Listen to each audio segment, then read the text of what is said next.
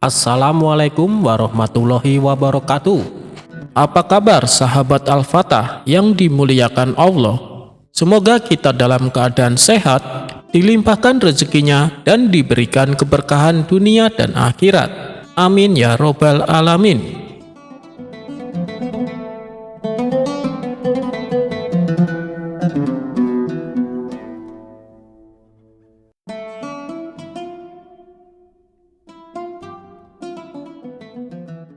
Dikisahkan, ada kawan Abu Nawas yang hidup dalam kemiskinan. Rumahnya sempit dan gelap, bahkan tak ada selembar tikar pun di dalamnya. Terkadang sehari makan dan sehari ia puasa. Itu dikarenakan ia tidak punya makanan. Ketika musim dingin tiba, Abu Nawas main ke rumah kawannya tersebut. Ia membawa beberapa bekal makanan untuk dibagikan kepadanya. Melihat kedatangan Abu Nawas, kawannya itu langsung menyambutnya. "Hai Abu Nawas, apa kabar? Silakan masuk," ajak kawannya. "Apa yang kau bawa itu?" tanya kawannya melanjutkan. "Oh ini, aku bawa beberapa potong roti untukmu," jawab Abu Nawas. "Terima kasih Abu Nawas, dari kemarin aku belum makan, dan alhamdulillah kau datang membawa makanan," balas kawannya penuh bahagia. "Kita duduk di teras depan rumah saja yuk, biar ngobrolnya enak," kata Abu Nawas. Mereka berdua pun lalu ngobrol panjang lebar sambil diselingi canda tawa. "Oh iya kawan, ngomong-ngomong, kenapa kau tidak bekerja? Biar kamu punya kehidupan yang lebih layak. Kamu mau terus-terusan tinggal di gubuk seperti ini? Kecil, sempit, dan gelap," tutur Abu Nawas. "Aku sudah berusaha ke sana kemari mencari pekerjaan, tapi masih belum juga aku dapatkan," saut kawannya. "Begini kawan, kebetulan sekali ada kawanku yang membutuhkan tenaga kerja. Kalau kau mau, aku bisa mengantarkanmu kepadanya," kata Abu Nawas. "Aku mau Abu Nawas, kapan kita ke sana? Dan pekerjaan apa yang akan aku lakukan?" tanya kawannya. "Pekerjaannya adalah menjaga kebun kurma. Katanya sih sebentar lagi akan panen. Jadi sekalian kau bantu dia menjual hasil kurmanya," jawab Abu Nawas. Mendengar kabar yang mengembirakan, kawan Abu Nawas ini tak henti-hentinya mengucapkan rasa syukur. Di tengah-tengah rasa bahagianya, tiba-tiba lewat rombongan orang yang sedang mengusung jenazah. Di antara para pelayat, ada salah satu wanita yang terus menangis. Rupanya dia adalah istri dari jenazah yang akan dimakamkan. Di dalam tangisannya ia terus-terusan menjerit, "Wahai suamiku, mengapa kau tinggalkan aku begitu cepat? Kau pergi ke tempat yang sempit dan gelap, tanpa cahaya, tanpa api, tanpa makanan, bahkan tanpa selembar tikar pun di dalamnya." Mendengar cerita wanita tersebut, Abu Nawas bergegas mengajak kawannya untuk masuk ke dalam rumah. "Cepat, kunci pintu dan jendelanya," perintah Abu Nawas. Dengan penuh keheranan, kawannya itu menuruti perkataan Abu Nawas. Ia mengunci pintu dan jendela rapat-rapat. "Sebenarnya ada apa Abu Nawas? Kau jangan membuatku takut," tanya kawannya itu. "Apa kau tidak mendengar? Wanita itu sedang membicarakan rumahmu yang sempit dan gelap. Mereka hendak membawa orang mati ke dalam rumahmu. Makanya aku menyuruhmu untuk mengunci pintu dan jendela. Jangan sampai mereka masuk," jelas Abu Nawas. "Tapi Abu Nawas, yang dimaksud wanita itu adalah liang kubur, bukan rumahku," timpal kawannya. "Oh begitu ya, aku kira rumahmu. Soalnya apa yang dikatakan wanita tersebut, ciri-cirinya sama persis seperti rumahmu," celetuk Abu Nawas sambil tertawa. "Sialan gua Abu Nawas, aku kira kau sungguhan, ternyata hanya ingin mengerjaiku," gerutu kawannya. Mereka pun tertawa terbahak-bahak.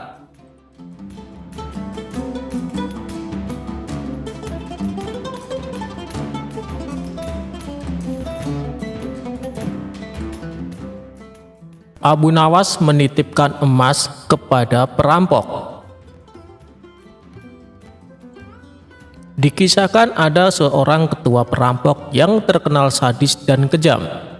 Ia mempunyai puluhan anak buah yang juga tak kalah sadisnya. Mereka melakukan aksinya di tengah gurun pasir yang gersang jauh dari pemukiman penduduk.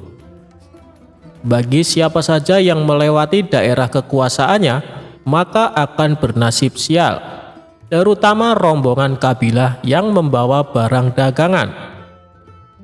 Apabila ada yang berani menolak atau melawan saat dirampok, gerombolan perampok tersebut tak segan-segan untuk membunuhnya.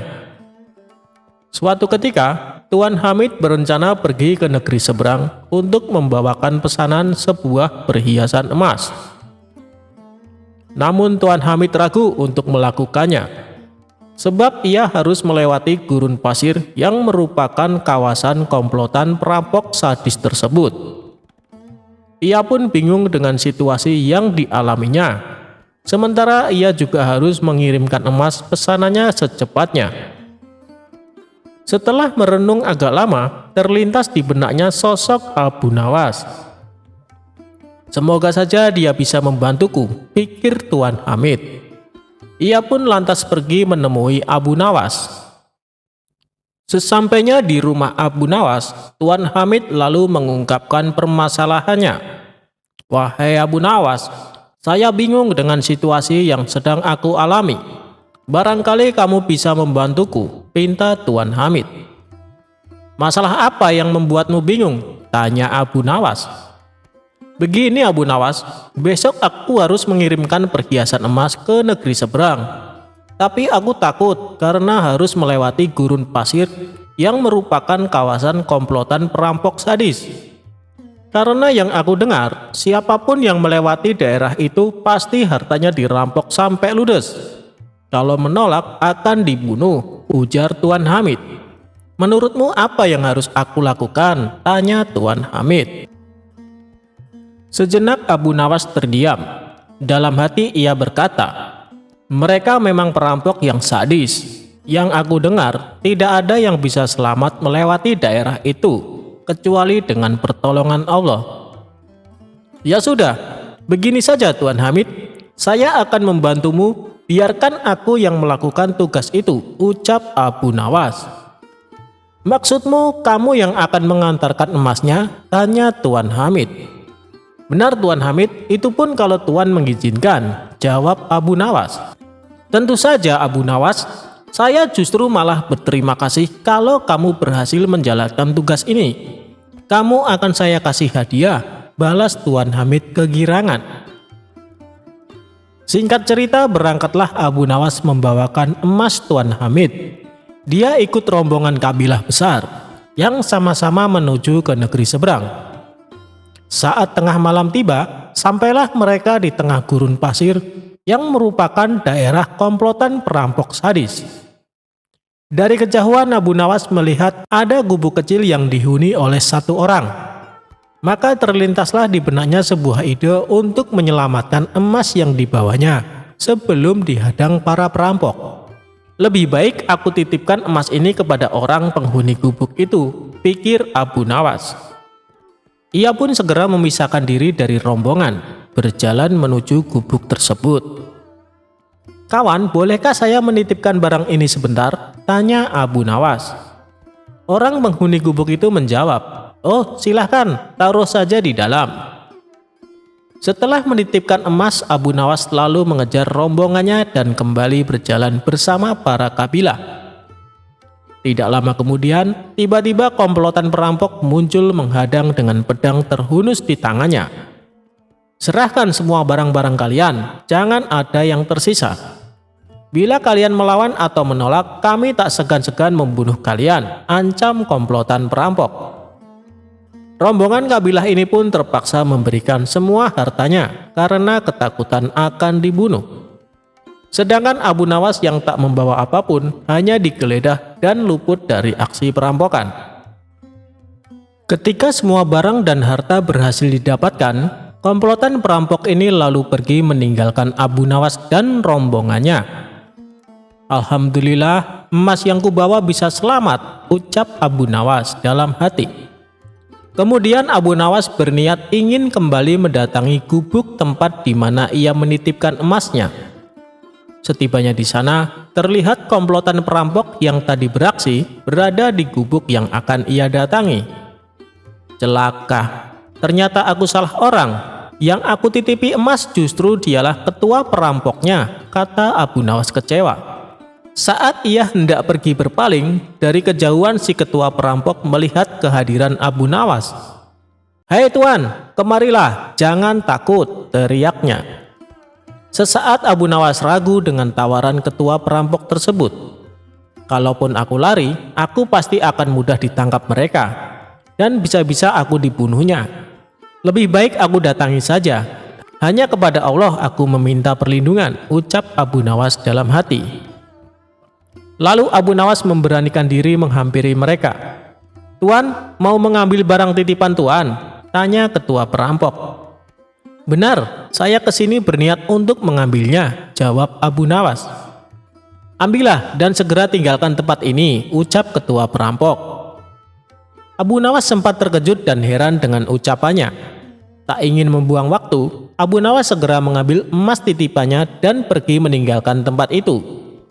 Saat Abu Nawas berjalan menjauh, sayup-sayup ia mendengar percakapan para komplotan perampok tersebut. "Kenapa membiarkan orang asing itu mengambil hartanya?" tanya salah satu anak buahnya. Sang ketua perampok menjawab, "Orang asing itu telah mempercayaiku. Seperti aku mempercayai Allah akan menerima taubatku suatu saat nanti. Aku hargai kepercayaan orang asing itu agar Allah menghargai kepercayaanku pula." Mendengar hal itu, barulah Abu Nawas tahu bahwa sebenarnya si ketua perampok adalah orang yang ingin bertobat.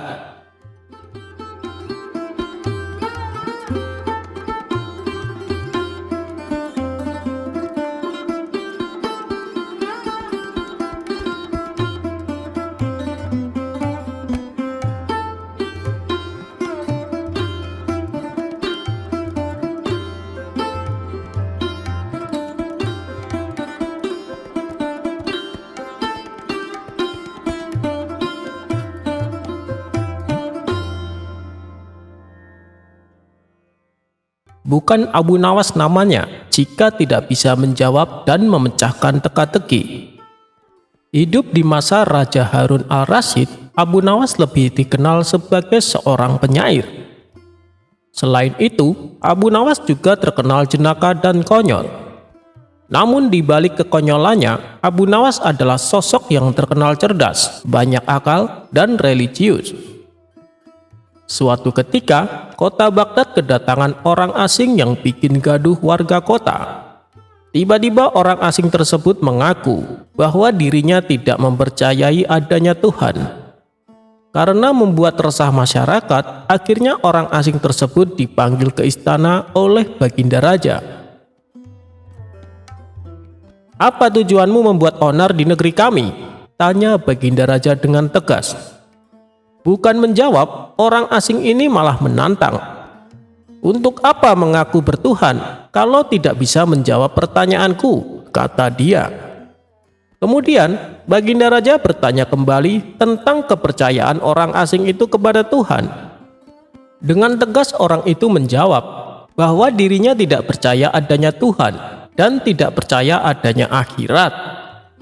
"Tapi saya dan rakyatku percaya adanya Tuhan, berarti keyakinan kita berbeda. Jadi jangan ganggu rakyatku," kata Baginda Raja. Namun orang asing itu malah mengajukan pertanyaan yang harus dijawab. Baginda Raja pun mempersilahkan.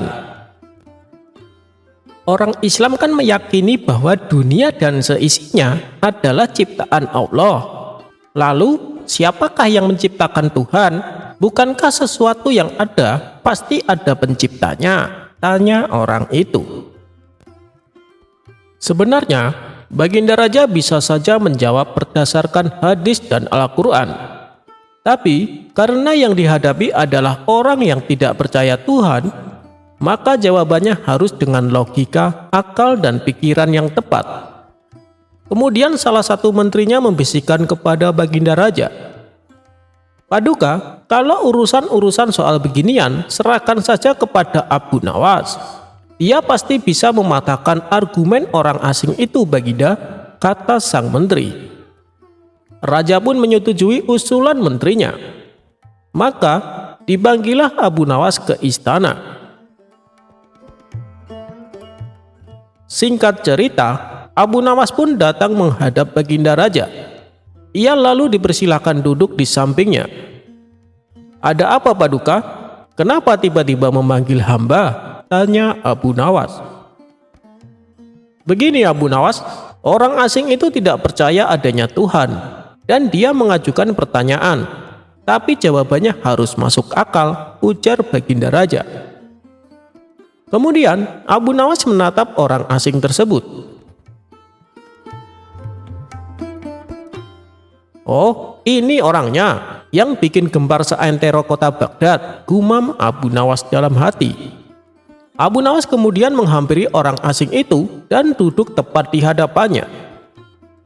Silahkan, apa yang ingin kau tanyakan? Kata Abu Nawas. Dengan penuh kesombongan, orang asing tersebut memulai pertanyaannya.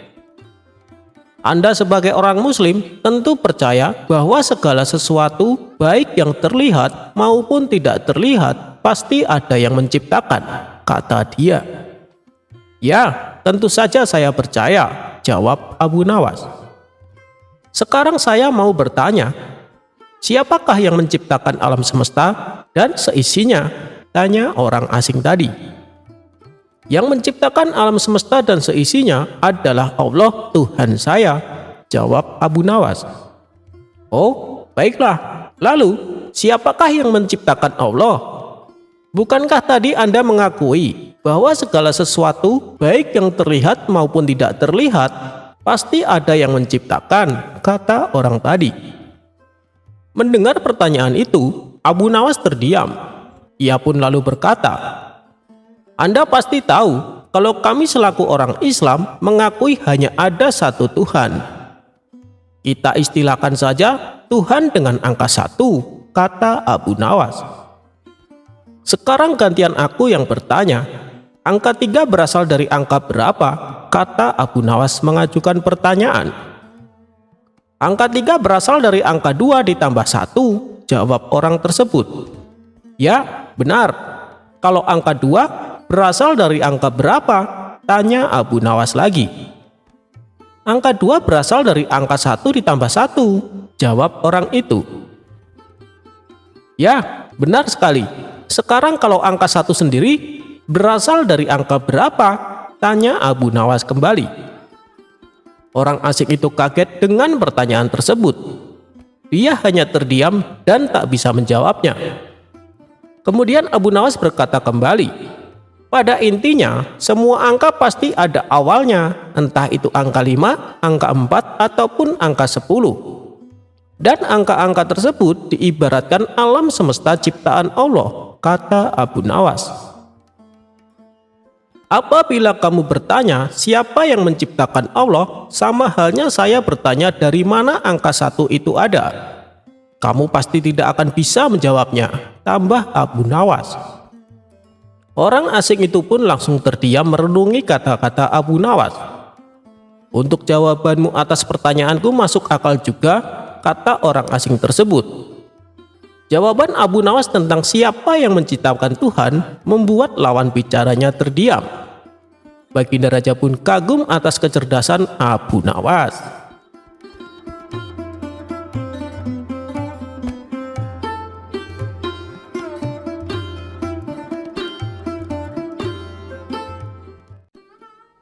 Akal bulus Abu Nawas makan sop gratis. Suatu hari Abu Jahil sibuk berbelanja di pasar. Tanpa diduga ia bertemu sahabat lamanya. Hei Abu Jahil, apa kabar? Tanya sahabatnya.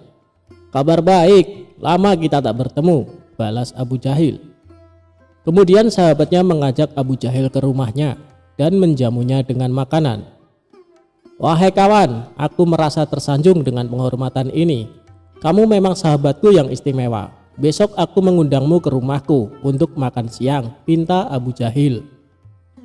Baiklah Abu Jahil, insya Allah aku akan datang, jawab sahabatnya itu.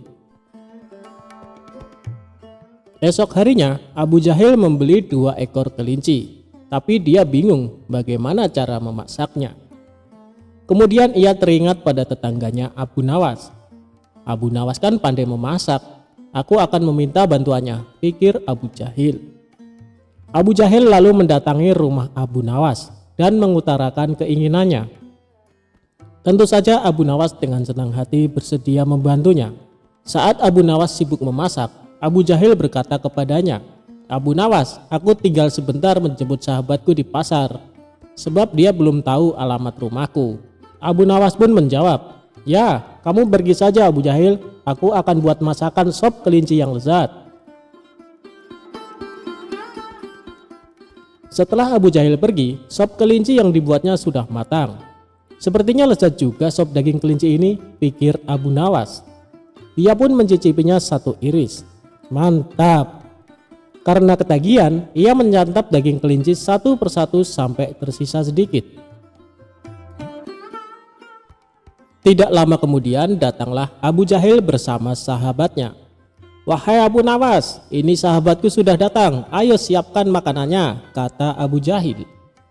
"Siap Abu Jahil, tapi lebih nikmat kalau ditambah dengan roti," ucap Abu Nawas. "Baiklah, aku akan keluar sebentar membeli roti," kata Abu Jahil. Sementara sahabat Abu Jahil duduk menunggu di ruang tamu. Ketika Abu Jahil keluar kedua kalinya ini, Abu Nawas malah menghabiskan sop kelinci yang dimasaknya. Selanjutnya, Abu Nawas berpikir bagaimana caranya agar Abu Jahil tidak marah. Tiba-tiba muncul ide jahil Abu Nawas. Ia menemui sahabat Abu Jahil yang duduk menunggu di ruang tamu.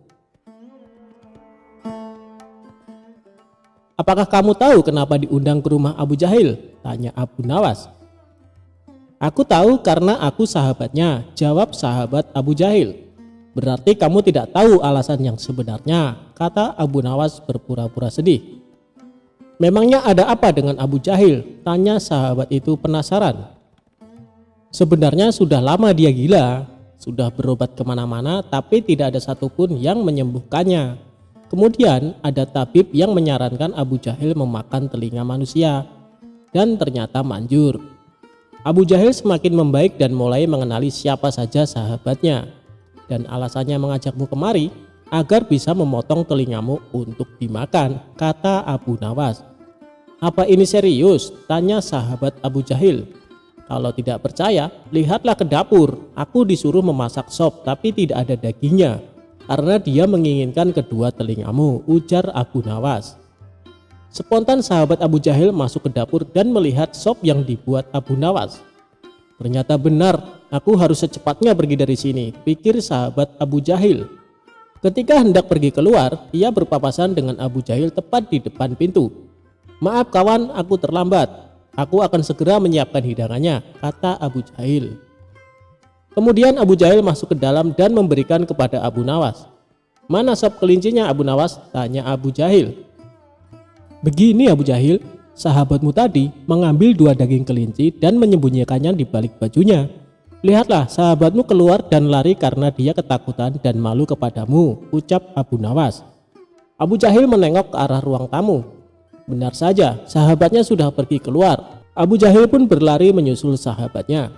"Hei kawan, ambillah satu saja dan berikan satu untukku," teriak Abu Jahil. "Kok gila ya, itu sama sekali tak mungkin ku berikan." Sahabatnya mengira Abu Jahil meminta telinganya. Ia pun ketakutan dan berlari tambah kencang. Sementara Abu Nawas yang menyaksikan itu tertawa terpingkal-pingkal.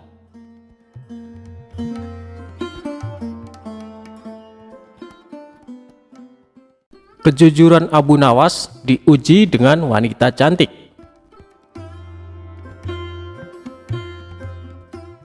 Suatu hari, Abu Nawas pergi ke hutan untuk mencari kayu. Ia membawa kapak yang sangat usang sebagai alat mempermudah pekerjaannya. Namun sayangnya kapak miliknya itu malah jatuh ke jurang. Melihat Abu Nawas yang sedang panik dan bingung karena kapak satu-satunya jatuh ke jurang, jin itu langsung berubah jadi seorang kakek-kakek. Jin yang menjelma jadi kakek-kakek itu langsung menanyakan apa yang sedang terjadi. Lalu Abu Nawas mengatakan kalau kapak miliknya jatuh ke jurang dan kesulitan mengambilnya. Kemudian kakek itu menawarkan diri membantu mengambil kapak milik Abu Nawas. Namun kapak yang diambil sang kakek dari dalam jurang terlihat berbeda, berlapis emas dan sangat mewah.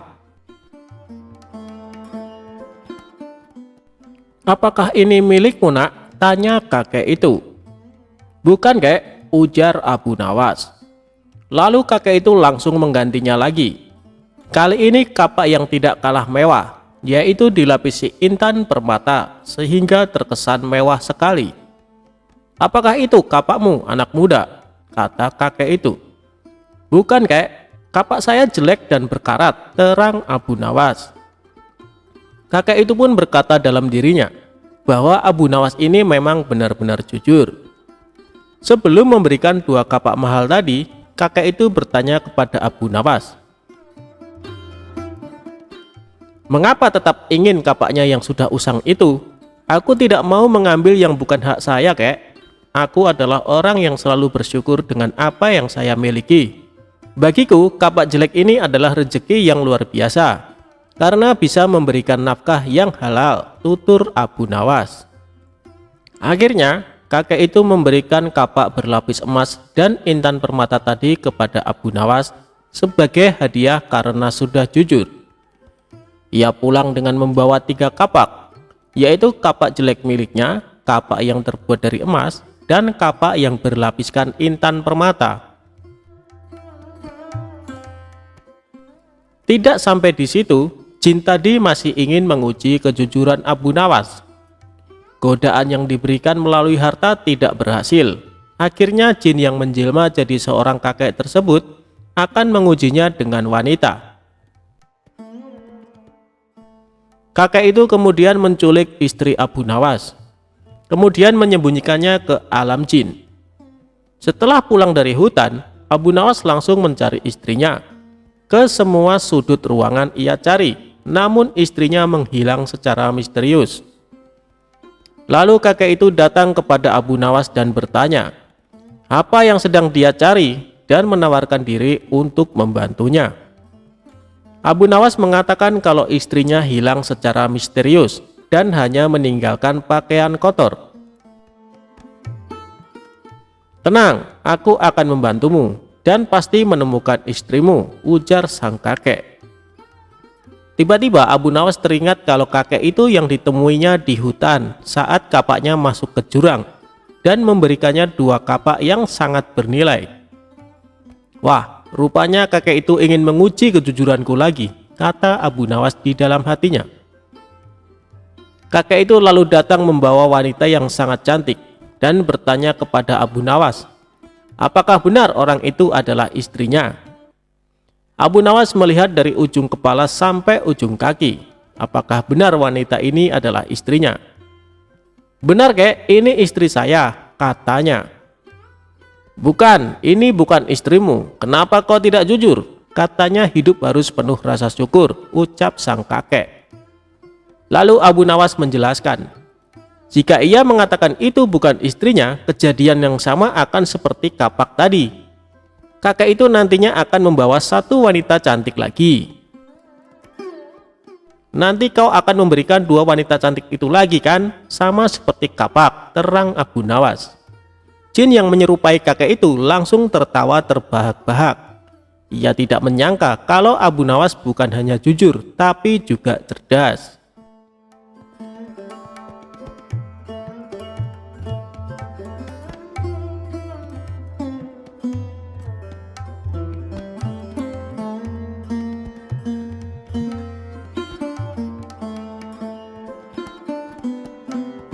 Ajaran Abu Nawas cukup berserah diri, rezeki akan mendatangimu.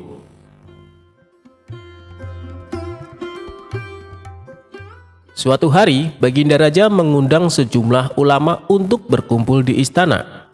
Tentu saja termasuk Abu Nawas. Raja mengundang Abu Nawas dan para ulama untuk membahas berbagai hukum Islam. Dengan begitu, raja tetap bisa menimba ilmu tanpa harus meninggalkan kediamannya. Ulama fikih menyampaikan keilmuan seputar halal haram dalam hukum agama Islam. Ulama tauhid menyampaikan keilmuannya seputar keesaan Allah Subhanahu wa Ta'ala beserta kekuasaannya yang meliputi alam semesta. Begitu juga dengan ulama lainnya. Setelah masing-masing ulama menyampaikan ilmu sesuai bidangnya, tibalah giliran Abu Nawas. Dikarenakan bingung harus menyampaikan apa, Abu Nawas pun berkata, "Ampun Paduka yang mulia, apa yang ingin Paduka dengar dari hamba? Hamba rasa para ulama ini sudah menyampaikan semuanya." "Kalau menurutmu demikian, baiklah, berarti sekarang waktunya tanya jawab," ucap Baginda Raja. "Abu Nawas, apa yang kau ketahui mengenai rezeki?" tanya Baginda Raja. "Kita semua pasti meyakini bahwa rezeki datang dari Allah Subhanahu wa Ta'ala. Sebagaimana dalam firman-Nya, tidak ada suatu binatang melata pun di bumi melainkan Allah lah yang memberi rezekinya," jelas Abu Nawas. "Rezeki itu bisa datang dari mana saja Paduka. Kita sebagai manusia cukup bertawakal dengan benar. Niscaya rezeki akan datang kepada kita. Lakukan yang menjadi bagianmu. Selanjutnya biarlah Allah yang mengurus lainnya." Ini berdasarkan hadis Nabi yang berbunyi, "Andai kalian bertawakal kepada Allah sebenar-benar tawakal, niscaya Allah akan memberikan rezeki kepada kalian sebagaimana Dia memberikan rezeki kepada burung yang pergi dalam keadaan lapar, lalu pulang dalam keadaan kenyang," papar Abu Nawas. Ternyata pandangan Abu Nawas mengenai rezeki tidak sama dengan para ulama yang hadir. "Wahai Abu Nawas, seandainya seekor burung tidak keluar dari sangkarnya, bagaimana mungkin ia akan mendapatkan rezeki?" tanya salah satu ulama. "Untuk mendapatkan rezeki dibutuhkan usaha dan kerja keras Abu Nawas. Rezeki itu tidak datang sendiri, melainkan harus dicari dan didapatkan melalui sebuah usaha," timpal ulama yang lain. Tapi Abu Nawas bersikukuh dengan pendapatnya, sehingga terjadilah sedikit perdebatan di antara mereka. Tidak ingin debat berkepanjangan, Abu Nawas lalu berkata, "Begini saja, besok kita berkumpul lagi di sini dan buktikan pendapat kalian di hadapan Paduka Raja." Para ulama itu pun sepakat dengan tawaran Abu Nawas tersebut. Abu Nawas dan para ulama kemudian pamit kepada Baginda Raja meninggalkan istana. Setelah berpamitan kepada Baginda Raja, Abu Nawas pun segera pulang ke rumahnya, sebab ia harus mengajar murid-muridnya. Sementara para ulama tersebut sibuk mencari cara untuk membuktikan pendapat mereka. Sampai pada akhirnya saat berjalan pulang menyusuri sebuah desa, para ulama melihat penduduk setempat sedang panen buah kurma. Kemudian terbesitlah niatnya untuk membantu warga tersebut. Setelah selesai dengan pekerjaannya, para ulama ini mendapat imbalan beberapa ikat buah kurma dari warga setempat. Mereka senang bukan main. Para ulama itu senang bukan karena mendapatkan kurma, tetapi memiliki alasan untuk menyampaikan kepada Abu Nawas dan Baginda Raja bahwa pendapat mereka soal rezeki adalah benar. "Kita mendapatkan buah kurma karena berusaha dan bekerja, sedangkan Abu Nawas hanya diam di rumah. Mana mungkin dia mendapatkan kurma?" Ini menunjukkan bahwa rezeki bisa didapat bila mencarinya dan bekerja. Jadi pendapat kita sudah benar. Besok kita bawa ini sebagai buktinya. Kita tunjukkan kepada Abu Nawas dan Baginda Raja, kata salah satu ulama kepada kawannya. Maka pada keesokan harinya para ulama ini datang ke istana. Sesampainya di sana, ternyata sudah ada Abu Nawas duduk di hadapan Baginda Raja. Melihat para ulama sudah datang, Baginda Raja segera menyambutnya. "Kemarilah, silakan duduk tuan-tuan," sambut Baginda Raja. Mereka lalu duduk bersebelahan dengan Abu Nawas. Salah satu ulama kemudian berkata, "Ampun Paduka yang mulia, Sesuai dengan janji kami membawakan bukti atas pendapat kami. Kami rasa pendapat Abu Nawas kurang tepat. Justru pendapat kamilah yang lebih tepat." Mendengar hal itu, Baginda Raja pun bertanya, "Bukti apa yang kalian bawa?" Para ulama ini segera menunjukkan beberapa ikat buah kurma dan meletakkannya di hadapan Abu Nawas dan Baginda Raja. "Buah kurma ini kami dapatkan karena kemarin kami bekerja membantu warga panen kurma. Jadi mengenai pendapat Abu Nawas yang mengatakan seseorang cukup bertawakal dengan benar nanti rezeki akan datang sendiri, kami rasa pendapat tersebut kurang tepat, Paduka. Pendapat kamilah yang lebih tepat, karena rezeki itu harus dicari. Seandainya kami tidak bekerja membantu warga, kurma ini tentu tidak akan sampai di tangan kami. Sedangkan Abu Nawas kemarin hanya berdiam diri di rumah. Apakah Abu Nawas mendapat kurma seperti kami? Tentu saja tidak, Paduka. Karena kemarin Abu Nawas tidak bekerja," kata ulama menjelaskan. "Yang kalian katakan itu benar sekali. Aku sependapat dengan kalian," sahut Baginda Raja. Mendengar itu, Abu Nawas hanya tersenyum serta mengambil kurma dan mencicipinya. Kemudian ia berkata, "Kemarin aku memang hanya di rumah seharian, karena aku harus mengerjakan tugasku sebagai guru, yaitu mengajar murid-muridku. Hari ini saat kalian bercerita tentang kurma, tiba-tiba saja saya jadi kepingin. Alhamdulillah kalian datang bukan hanya membawa ceritanya, tapi juga buah kurmanya untukku. Bukankah ini juga bagian dari rezeki yang datang tanpa sebab, seperti yang hamba ucapkan dulu, Paduka? Cukup dengan tawakal yang benar kepada Allah, niscaya Allah akan memberikan rezeki. Lakukanlah yang menjadi tugasmu, selanjutnya biarlah Allah yang mengurus lainnya. Hamba melakukan tugas sebagai guru, lalu Allah mengirim kalian membawakan kurma untukku," ucap Abu Nawas tidak mau kalah. Mendengar penjelasan Abu Nawas, para ulama pun langsung tertawa satu sama lain. "Kamu memang cerdik, Abu Nawas," puji Baginda Raja. Sementara para ulama ini meskipun berbeda pendapat tidak saling menyalahkan dan membenarkan pendapatnya sendiri. Begitulah indahnya Islam, saling menghormati meskipun berbeda pendapat.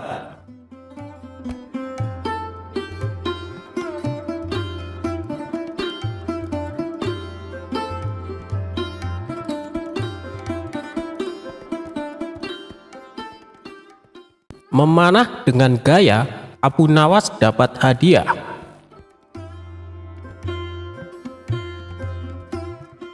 Baginda Raja tak henti-hentinya mengerjai Abu Nawas, namun ia selalu lolos dari perangkapnya. Yang ada malah Baginda Raja sendiri yang menanggung kekalahan. Kalaupun beradu otak, pasti Abu Nawas yang akan menang, dan Raja tahu betul kecerdasan dan kecerdikan Abu Nawas. Namun Raja tak mau menyerah, ia kembali hendak menguji kecerdikan dan kecerdasan Abu Nawas. Kali ini, Baginda Raja mempunyai ide untuk mengalahkan Abu Nawas, yaitu dengan mengajaknya lomba memanah. Karena lomba tersebut yang dibutuhkan adalah keahlian, bukan kecerdasan otak. Maka dipanggillah Abu Nawas ke istana. Singkat cerita, datanglah Abu Nawas menghadap Baginda Raja. "Ada gerangan apa Paduka memanggil hamba?" tanya Abu Nawas. Jadi begini, aku akan menantangmu untuk lomba memanah, Abu Nawas. Apa kamu berani?" tanya Baginda Raja. "Tapi Paduka, saya kan tidak pandai memanah," jawab Abu Nawas. "Jangan khawatir Abu Nawas, kalau kamu berhasil, kamu akan mendapatkan hadiah yang besar," rayu Baginda Raja. Mendengar iming-iming hadiah besar membuat Abu Nawas tergiur. "Baik Paduka, saya ikut," sahut Abu Nawas. "Nah, begitu dong. Tapi lomba ini ada peraturannya Abu Nawas. Kamu hanya boleh memanah 1 kali dan harus tepat mengenai sasaran. Kalau kamu berhasil, kamu akan membawa hadiah besar. Tapi kalau kamu gagal, kamu harus pulang dengan jalan merangkak, jelas Baginda Raja. Waduh, saya masuk perangkap sang raja lagi nih. Sudah tahu kalau saya tidak pandai memanah, tapi dipaksa ikut lomba memanah, batin Abu Nawas dalam hati. Di saat Abu Nawas kebingungan, Baginda Raja berkata, "Hei Abu Nawas, kenapa kamu bingung? Ada hadiah besar menantimu. Ayo kita mulai saja permainannya," ajak Baginda Raja. Kemudian Baginda Raja dan Abu Nawas berjalan ke tengah lapangan. Giliran pertama adalah Baginda Raja. Ia mengambil busur dan anak panah. Dengan penuh perhitungan, Baginda Raja melesatkan anak panahnya. Bidikannya hampir tepat mengenai sasaran. Anak panah tersebut menancap di pinggiran sasaran. Sekarang tibalah giliran Abu Nawas. Ia pun berpikir keras agar lepas dari jebakan sang raja. Dengan hati berdebar, Abu Nawas mengambil busur dan anak panah. Otaknya terus berputar mencari cara supaya dirinya tidak dipermalukan oleh sang raja. Akhirnya, dengan memantapkan hati, Abu Nawas mulai membidik sasaran. Saat ia memanah, sudah bisa ditebak anak panah melesat jauh dari sasaran. Melihat itu, Baginda Raja pun tertawa. "Kamu kalah Abu Nawas, aku yang menang," teriaknya kegirangan. Namun dengan kecerdikannya, Abu Nawas berkata, "Tunggu dulu Paduka, itu tadi saya sedang mencontohkan gaya memanah Tuan Menteri," ujarnya. Abu Nawas lalu kembali mengambil anak panah. Ia membidiknya dan mulai memanah untuk kedua kalinya. Namun anak panah masih juga meleset jauh dari sasaran. Tapi sebelum Baginda berteriak kegirangan, Abu Nawas menyela duluan. "Demikianlah gaya Tuan Wali Kota memanah," sahutnya. Baginda Raja menjadi tidak sabar dengan aksi Abu Nawas ini. Ia pun berteriak, "Hei Abu Nawas, mana gaya memanahmu?" Dengan santainya Abu Nawas menjawab, "Tenang Paduka yang mulia, gaya hamba tentu lebih baik." Abu Nawas lalu kembali mengambil sebuah anak panah. Ia membidik dan mulai memanah. Untuk ketiga kalinya, anak panahnya melesat makin jauh dari sasaran. Abu Nawas kembali berteriak, "Itu tadi gaya Tuan Hakim memanah." Mendengar itu, Baginda Raja semakin emosi dibuatnya. "Wahai Abu Nawas, yang aku minta gaya memanahmu, bukan gaya orang lain," bentak Baginda Raja. Abu Nawas nyaris putus asa, tapi tetap menunjukkan wajah lucunya. Ini adalah tembakannya untuk yang keempat. Abu Nawas mengambil anak panah dan mulai membidik. Beruntung baginya karena kali ini anak panah secara kebetulan melesat mengenai sasaran. Anak panah menancap di tengah-tengah sasaran, sedangkan anak panah Baginda hanya di pinggiran saja. Abu Nawas pun berteriak dengan kencang, "Inilah gaya Abu Nawas memanah yang mulia. Untuk itu saya tunggu hadiah dari Paduka Raja," kata Abu Nawas kegirangan.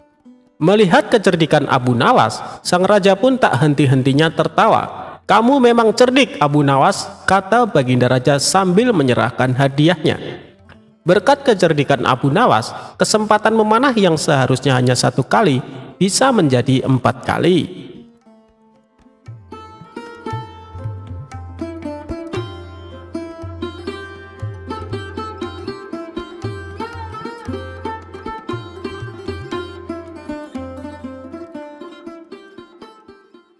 Dikisahkan Abu Nawas mempunyai tetangga baru, di mana tetangganya itu di halaman rumahnya terdapat pohon apel. Namun, yang membuat Abu Nawas kaget, ternyata tetangganya adalah penganut aliran lain, yaitu sebagai pemuja pohon. Setiap pagi dan sore, tetangganya tersebut memberikan sesajen makanan kepada pohon apel yang ada di halaman rumahnya. Suatu hari, saat Abu Nawas pulang dari masjid, ia merasakan keinginan untuk memakan buah apel. Tapi sayangnya, ia tidak punya uang untuk membelinya. Sedangkan kalau ia minta kepada tetangganya itu suatu hal yang mustahil, karena pohon apel tersebut dijadikan sesembahan oleh tetangganya. Dan saat ia melintas di depan rumah tetangganya tersebut, kebetulan tetangganya itu sedang memberikan sesajen makanan. Abu Nawas yang terkenal dengan sifat konyolnya segera menghampiri tetangganya tersebut. "Wahai kawan, pohonmu ini benar-benar tampak sangat lemas. Aku yakin pohon ini pasti sangat lapar," ujar Abu Nawas sambil memandangi pohon apel. Mendengar ucapan Abu Nawas, tetangganya kebingungan dan heran. "Hei Abu Nawas, bagaimana mungkin pohon bisa merasakan lapar? Dari mana kau tahu?" tanya tetangganya. "Tentu saja aku tahu. Bukankah selama ini sesajen yang kau berikan tidak pernah ia makan? Dan lihatlah, ada buah apel yang seharusnya dipetik namun tetap tergantung di sana. Pohon ini pasti merasakan kelaparan karena tidak ada yang memetik buah itu," ujar Abu Nawas. Tetangganya tersebut tertegun dengan jawaban Abu Nawas. Ia pun segera memetik buah apel yang sudah matang, lalu memberikannya kepada Abu Nawas. Setelah mendapatkan buah apel, Abu Nawas langsung membawanya pulang sambil tertawa terpingkal-pingkal.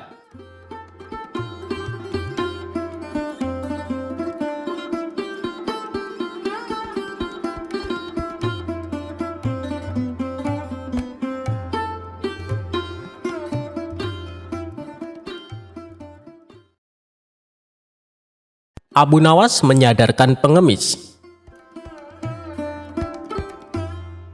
Sobat Radio Malam, salah satu perhatian Abu Nawas terhadap pengemis adalah pengemis itu tidak harus dibantu secara materi, tapi juga harus dibantu dengan memberikan pekerjaan agar dia nanti bisa mandiri dan meninggalkan sifat mengemis tersebut. Dia tidak memberikan makanan maupun uang, melainkan Abu Nawas berusaha mencarikan pekerjaan buat si pengemis itu. Begini kisahnya. Pada suatu ketika, Abu Nawas dikunjungi oleh seorang pengemis laki-laki. Pengemis itu meminta makanan karena sudah lama tidak makan. Namun, Abu Nawas tidak memberikan sesuap nasi atau makanan lainnya yang sangat diharapkan oleh pengemis itu. Akan tetapi, ia malah mengajukan beberapa pertanyaan semata. "Kenapa engkau mengemis? Apa engkau tidak mempunyai pekerjaan?" tanya Abu Nawas. "Maaf Tuan, saya sudah lama mencari pekerjaan, tapi belum juga ada yang mau menerima saya bekerja," jawab pengemis itu. "Lalu, apa engkau mau bekerja sekalipun pekerjaan itu berat?" tanya Abu Nawas. "Asalkan halal, saya mau Tuan," jawab si pengemis. Akhirnya Abu Nawas mengantarkan pengemis itu menemui sahabatnya yang bernama Abu Wardah. Singkat cerita, pengemis itu diminta bekerja untuk mencabut rumput. Ternyata, pengemis itu merupakan seorang pekerja yang sangat rajin dan tangkas. Dalam waktu singkat saja, pekerjaannya pun selesai. Abu Wardah pun sangat kagum dan tergerak hatinya untuk memberikan pekerjaan yang lebih serius. Ia pun meminta pengemis itu untuk memisahkan satu ember kurma menjadi 3 bagian. Yang bagus diletakkan di keranjang pertama, sementara yang lumayan bagus diletakkan di keranjang kedua, dan kurma yang jelek diletakkan di keranjang ketiga. Namun ia lupa tidak memberikan penjelasan kepada pengemis itu tentang perbedaan antara baik dan yang buruk. Pada keesokan harinya, Abu Nawas datang ke rumah Abu Wardah untuk menanyakan kabar dari pengemis itu. Ia pun menjelaskan bahwa pengemis itu sangat rajin dan terampil mencabut rumput di ladang. Sehingga dirinya menyimpulkan bahwa pengemis itu adalah pekerja yang baik. Maka dari itu, Abu Wardah memberikan pekerjaan yang lebih serius kepadanya. "Sekarang dia bekerja apa?" tanya Abu Nawas. "Tadi malam dia saya suruh untuk memisahkan kurma-kurma menjadi 3 bagian. Mari kita ke sana untuk melihatnya. Karena dia orang yang rajin, tentu sudah selesai pekerjaannya itu, kata Abu Wardah. Tak lama kemudian, keduanya pun sangat terkejut ketika melihat pengemis itu tidur pulas dan tidak mengerjakan pekerjaan yang telah diberikan kepadanya. Dengan penuh tanya, Abu Wardah pun membangunkan pengemis itu. "Kenapa engkau tidak menyelesaikan pekerjaan yang sangat mudah itu?" tanya Abu Wardah. "Maaf Tuan, kalau hanya memindahkan kurma, sesungguhnya itu mudah. Yang sulit adalah membuat keputusan mana kurma yang baik, lumayan baik, dan jelek. Karena saya tidak diberitahu sebelumnya," jawab sang pengemis. "Waduh, itu tak terpikirkan olehku," kata Abu Wardah. Abu Nawas pun tersenyum melihat kejadian itu. Ia pun menegur Abu Wardah karena Abu Wardah hanya bisa memberikan tugas saja, tapi tidak mengajarinya dengan baik cara melakukannya.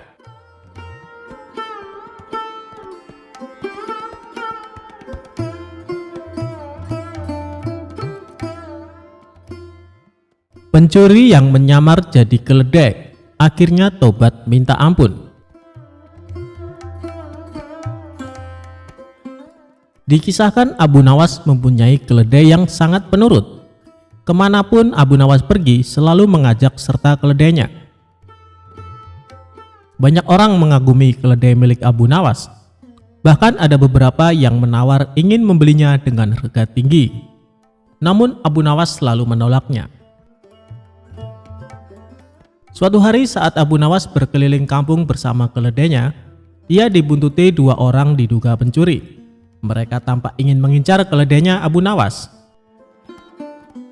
Saat azan zuhur berkumandang, Abu Nawas pun berhenti sejenak di sebuah masjid untuk menunaikan sholat. Ia lalu mencari sebuah pohon untuk mengikatkan keledainya. Tapi Abu Nawas tidak menyadari ada dua orang yang mengikutinya. "Kau tunggulah di sini, aku akan ke masjid dahulu," ucap Abu Nawas ke keledainya. Ketika Abu Nawas pergi masuk ke masjid, dua orang pencuri itu segera mendekati keledai tersebut. "Kita kelabui saja Abu Nawas, bawalah keledai ini pulang, dan aku akan berpura-pura jadi keledainya," ucap salah seorang pencuri. Kemudian pencuri yang lain membawa pergi keledai milik Abu Nawas. Sementara itu seorang pencuri berpura-pura menjadi keledai. Dia mengikatkan tali keledai tersebut ke lehernya sendiri. Tujuannya agar Abu Nawas percaya bahwa keledainya telah berubah menjadi manusia. Usai menunaikan sholat, Abu Nawas kembali mendatangi keledainya. Alangkah terkejutnya dia saat mendapati keledainya berubah menjadi manusia. "Apakah kau keledaiku?" tanya Abu Nawas merasa heran. "Iya, aku adalah keledaimu. Selama ini aku dikutuk menjadi seekor keledai. Tapi berkat kebaikanmu, aku kembali menjadi manusia," jawab si pencuri berpura-pura. Abu Nawas tidak mau percaya begitu saja, sebab dilihat banyak kejanggalan. Mana mungkin keledai bisa jadi manusia? Dia pasti mau mengelabui aku, pikirnya dalam hati. Tapi Abu Nawas tidak mau kalah. Dia mendapat ide untuk membuat si pencuri kapok. "Baiklah, sekarang antarkan aku ke rumah Tuan Hakim, aku ada janji bertemu dengannya," perintah Abu Nawas. Abu Nawas lalu naik ke atas punggung si pencuri dan menyuruhnya berjalan dengan merangkak seperti keledai. Pencuri itu menyesal kenapa menyamar sebagai keledai, harusnya tadi kabur saja dengan temannya. Kini dia pun terikat seperti seekor keledai. Bahkan saat Abu Nawas menungganginya, banyak orang bertanya tentangnya. "Abu Nawas, mana keledaimu yang penurut?" tanya orang-orang di setiap jalanan kota. "Dia ini keledaiku, dia telah menjadi manusia karena kebaikan hatiku," jawab Abu Nawas. Betapa malunya si pencuri karena menjadi tontonan warga di jalanan. Sementara untuk sampai ke rumah Tuan Hakim butuh waktu yang cukup lama. Hal itu membuat pencuri yang menyamar sebagai keledai jadi kelelahan. Bahkan kaki dan tangannya memerah seperti melepuh. Akhirnya sampailah Abu Nawas di rumah Tuan Hakim dengan menaiki punggung si pencuri. Melihat hal itu, Tuan Hakim terkejut bukan main, bahkan sampai memarahi Abu Nawas. "Hei Abu Nawas, kau kejam sekali. Kau kesini menunggang manusia," ujar Tuan Hakim. Abu Nawas lalu mendekati Tuan Hakim dan menceritakan semuanya, termasuk tentang keledainya yang berubah jadi manusia. "Tuan Hakim, dia itu seorang pencuri yang coba mengelabui hamba. Makanya hamba ingin memberi dia pelajaran," bisik Abu Nawas kepada Tuan Hakim. "Oh, jadi begitu ceritanya. Sebaiknya kita ke dalam dulu Abu Nawas," ajak Tuan Hakim. Abu Nawas lalu mengikat si pencuri ke salah satu pohon layaknya seekor keledai. Sementara itu, teman si pencuri ternyata mengikuti Abu Nawas. Dia hendak menyelamatkan temannya yang berpura-pura menjadi keledai. Abu Nawas pun masuk ke rumah Tuan Hakim. Mereka berpura-pura diskusi, padahal sedang mengintai si pencuri yang terikat. Benar saja, tiba-tiba muncullah salah satu temannya untuk menolong. Dia berusaha menyelamatkan dengan melepaskan tali yang mengikat pada leher kawannya itu. Namun karena kaki temannya luka parah, dia kesulitan membawa temannya tersebut. Akhirnya Tuan Hakim dan Abu Nawas langsung memergoki mereka. "Siapa sebenarnya kalian?" tanya Tuan Hakim. "Maafkan kami Tuan Hakim, kami adalah pencuri. Niatnya kami ingin mengelabui Abu Nawas, tapi malah kami yang kena batunya," jawab kedua pencuri tersebut. "Kembalikan keledai Abu Nawas atau kalian akan aku masukkan ke penjara," ancam Tuan Hakim. "Baik Tuan Hakim," jawab mereka berdua. Kemudian salah seorang pencuri pulang ke rumah untuk mengambil keledai Abu Nawas dan mengembalikannya. Setelah keledai tersebut dikembalikan kepada Abu Nawas, Tuan Hakim memberi nasihat kepada dua pencuri itu. "Sebenarnya aku hendak menghukum kalian, tapi melihat luka yang dialami temanmu, aku tidak sampai hati. Aku mau mengampuni kesalahan kalian, tapi dengan syarat kalian tidak akan mengulangi perbuatan ini," tutur Tuan Hakim. Akhirnya Abu Nawas mendapatkan kembali keledainya. Tentunya keledai sungguhan, bukan keledai berkepala manusia. Sedangkan kedua pencuri itu menyadari kesalahannya dan berjanji tidak akan mencuri lagi.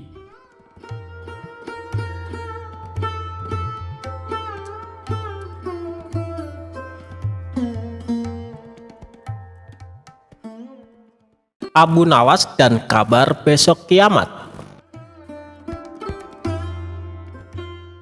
Diceritakan, Abu Nawas memiliki hewan peliharaan. Di samping memiliki keledai sebagai tunggangannya, ia juga memelihara seekor kambing yang sangat gemuk dan besar. Tak pernah terlintas di benak Abu Nawas untuk menyembelihnya. Ia lebih menyukai kambingnya sebagai hewan peliharaan. Pada suatu hari, kawan-kawan Abu Nawas datang berkunjung ke rumahnya. Saat memasuki halaman rumah, mereka melihat kambing peliharaan Abu Nawas yang diikat di samping rumah. Abu Nawas menyambut hangat kawan-kawannya itu, dan setelah mengobrol, salah satu kawannya berkata kepada Abu Nawas, "Kambing punyamu hebat sekali Abu Nawas, gemuk dan sehat. Bagaimana kalau kita berpesta dan sembelih saja kambing itu?" usul kawan lainnya. "Ya, aku setuju. Dagingnya pasti enak dan lezat," timpal kawan satunya. Mendengar perkataan teman-temannya, Abu Nawas mencoba mengelak. "Kambingku itu tidak terlalu gemuk, belum begitu besar," kata Abu Nawas beralasan. Bagaimanapun, Abu Nawas sangat menyayangi kambingnya. Ia tidak sampai hati kalau sampai disembelih. "Hei Abu Nawas, apa kamu tidak dengar kabar kalau besok akan kiamat? Kambingmu juga tidak akan bertambah gemuk," kata teman-temannya. "Ya Abu Nawas, besok akan kiamat, kita sembelih saja kambingnya," sahut yang lainnya. Mereka terus saja mendesak Abu Nawas agar bersedia kambing kesayangannya disembelih. Abu Nawas pun mulai kesal mendengar perkataan teman-temannya yang memaksa. "Baiklah, besok kita akan pesta di pantai. Daging kambingnya kita bakar dan kita makan sama-sama," tutur Abu Nawas. Keesokan harinya, Abu Nawas dan teman-temannya berangkat menuju sebuah pantai. Setibanya di sana, Abu Nawas berkata, "Kalian bersenang-senang saja dahulu, biar aku yang memasaknya." Mendengar itu, Teman-temannya kegirangan dan mereka segera melepas baju untuk berenang di tepian pantai. Saat mereka tengah berenang, diam-diam Abu Nawas mengambil baju semua temannya. Abu Nawas pun mulai menyembelih kambing dan mengulitinya. Lalu ia membakar semua baju temannya untuk memanggang daging kambing tersebut. Selesai berenang, teman-temannya kebingungan mencari baju. "Hei Abu Nawas, kamu melihat baju kami tidak?" tanya temannya. "Oh iya, tadi aku waktu kesini lupa membawa kayu bakar. Sebagai gantinya, aku bakar baju kalian untuk memanggang daging kambing ini," ujar Abu Nawas. "Kamu gila ya Abu Nawas? Masa kami pulang dalam keadaan telanjang?" ucap mereka. "Percayalah padaku, kalian sudah tidak akan membutuhkan baju, karena kata kalian hari ini akan kiamat bukan?" timpal Abu Nawas. Teman-temannya hanya bisa bengong mendengar jawaban Abu Nawas. Mereka tak mungkin memarahi Abu Nawas, karena yang dilakukan Abu Nawas akibat perkataan mereka sendiri. Setelah selesai makan, mereka terpaksa pulang tanpa memakai baju. Dan di sepanjang perjalanan, mereka ditertawakan oleh para warga yang melihatnya.